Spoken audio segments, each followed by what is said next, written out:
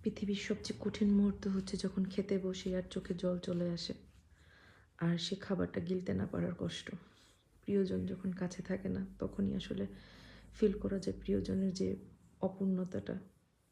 আজকে হসপিটালে যাব, শরীরটা ভালো লাগতেছে না, ছোটোখাটো একটা অপারেশন। খুব নার্ভাস লাগতেছে, কী যে হবে জানি না।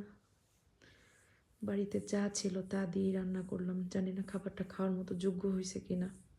টেস্ট কেমন হয়েছে তার দিকেও তাকাই নেই, খালি কোনো মতো রান্না করলাম। কারণ সুস্থ থাকার জন্য খেতে হবে, খেতে পারতেছি না, গলা দিয়ে খাবারটা নামতেছে না, নার্ভাস লাগতেছে কি হয়। আসলে মা বাবা থেকে যখন অনেক দূরে চলে আসছি, সেদিনে আসলে বুঝতে পারছি পৃথিবীটা কতটা কঠিন।